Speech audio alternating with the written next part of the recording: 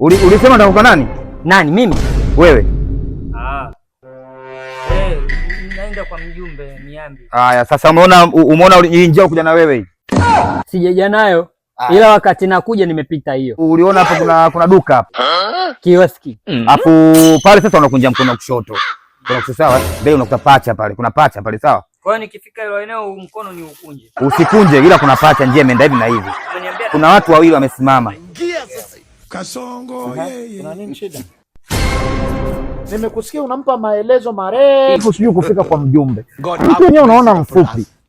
Mtu mfupi apewe maelekezo mafupi. Kwa mjumbe ulikuwa una shida naye gani?